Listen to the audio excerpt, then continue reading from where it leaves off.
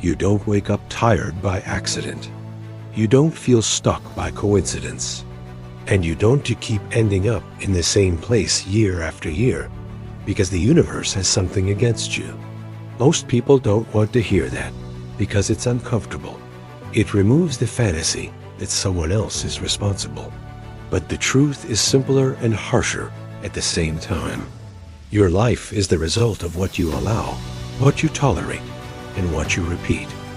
Every day is built out of minutes, and those minutes are either being spent intentionally or they're being wasted by default.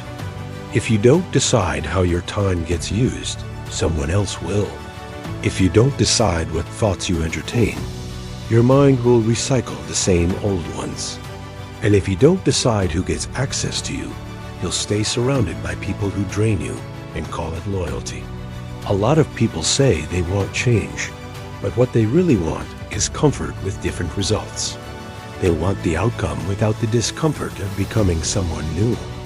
They want success without discipline, peace without boundaries, confidence without effort. And that's not how life works. You can't keep waking up late, rushing through your mornings, reacting to everything around you, and then wondering why you feel behind. You can't keep saying yes to things that exhaust you, and then complain that you have no energy left for what matters.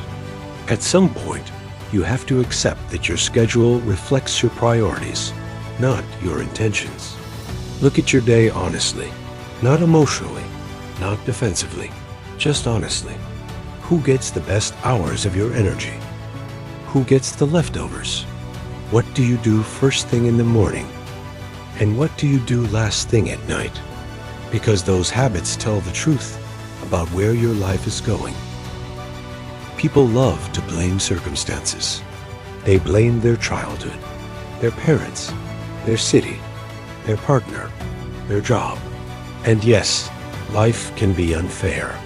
Some people start further back than others. Some people had to grow up fast. Some people were never taught how to win. But at some point, those explanations stop being reasons and start being chains. You can acknowledge where you came from without living there forever. There are people who went through hell and still decided to build something better. And there are people who went through far less and still decided to quit on themselves. Pain doesn't determine your future. Your response to it does. If you don't like your circle, change it. If you don't trust the people advising you, stop listening to them. If the environments you keep putting yourself in leave you feeling anxious, angry, or empty, stop pretending that's normal. You don't get bonus points for staying loyal to situations that are killing your spirit. Some people stay connected to negativity because being miserable together feels safer than being alone and growing. They'd rather complain with familiar faces than risk becoming someone unfamiliar. But growth will always require distance from what no longer fits. You already know who in your life is holding you back. You don't need more signs. You've seen the patterns. You've felt the tension. You've noticed how you feel after certain conversations, certain hangouts, certain places. If every interaction leaves you drained, defensive, or doubting yourself, that's not love. That's friction. Loving yourself means protecting your peace, even when it makes other people uncomfortable. And no, that doesn't mean isolating yourself from the world. It means being selective.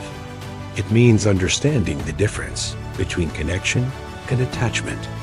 It means realizing that just because someone has history with you doesn't mean they deserve access to your future. You don't owe your time to people who disrespect it. You don't owe your energy to people who misuse it. And you don't owe your life to patterns that keep you small. A lot of people are exhausted not because they're doing too much, but because they're doing too many things that don't matter. They're carrying emotional weight that was never theirs to begin with. They're replaying old arguments, old breakups, old failures, living in conversations that ended years ago while life keeps moving forward without them. You can't move ahead if your mind is always looking back. There are people still hurting over someone who moved on a long time ago. Still angry at someone who isn't thinking about them at all. Still waiting for closure that will never come. And all that waiting does is steal time from the life that could be built right now. Closure is a decision, not an event. You don't need everyone to understand you. You don't need everyone to agree with you. You don't even need everyone to like you. What you need is alignment between who you say you want to be and how you live when nobody is watching. If you say you want to be healthy, but never move your body, that's not confusion, that's avoidance. If you say you want financial freedom, but never learn how money works, that's not bad luck, that's neglect.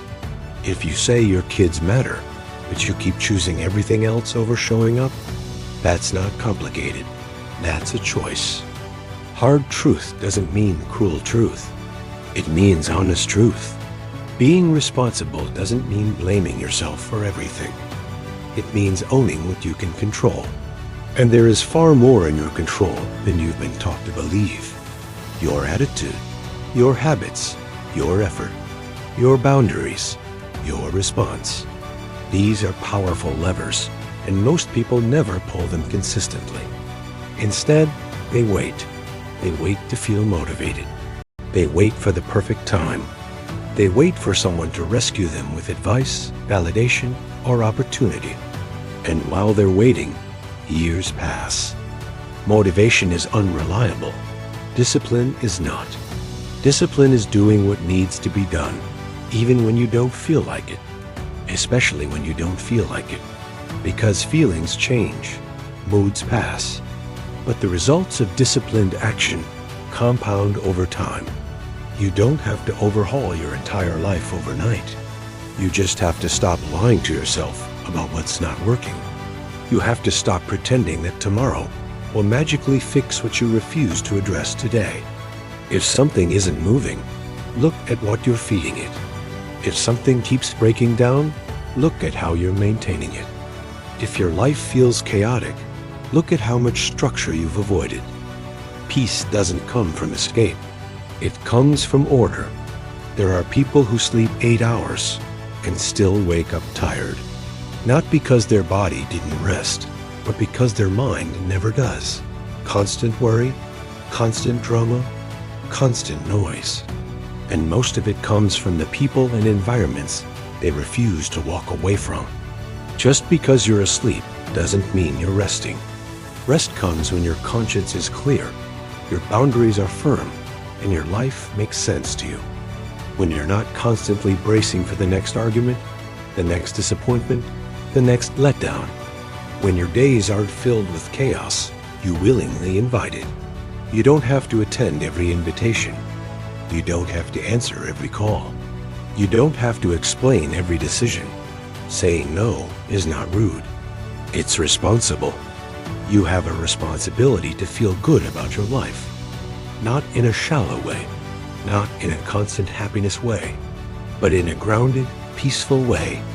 A way that allows you to breathe at night and wake up without dread in the morning. Victim thinking is seductive because it removes responsibility. It says, there's nothing I can do. But that story comes at a cost. It steals your power. It keeps you small. And it convinces you that change is impossible when it's actually just uncomfortable. You are not powerless. You are just practiced at surviving instead of building. Survival mode keeps you reacting. Building mode requires intention. And the shift between the two starts with a decision that sounds simple, but changes everything. I'm done making excuses for what I tolerate. Excuses sound logical to the person creating them. They always do. But logic without action is just a sophisticated way of staying stuck. You can explain your situation perfectly and still never improve it. At some point, explanation has to turn into execution. You don't need a dramatic breakthrough. You need consistency. You need to stop quitting on yourself every time it gets hard. You need to stop negotiating with the version of you that wants comfort more than growth. The future you want is built by the habits you repeat when nobody is applauding. And here's the part most people avoid. If nothing changes, nothing changes. Not slowly, not eventually, not someday, nothing. If you keep thinking the same way, surrounding yourself with the same influences, and choosing the same behaviors, the outcome is already decided. Change your inputs or accept your output. You can change your mind even if nothing around you changes. And when you change your mind long enough, the things around you eventually have to respond. But it starts internally, with standards, with honesty, with the willingness to disappoint others, so you don't keep disappointing yourself. You don't need permission to live better. You need courage. Courage to let go. Courage to start over. Courage to say, this version of my life is no longer acceptable. And then back that statement up with action. This isn't about being perfect. It's about being honest. Honest about your effort. Honest about your choices.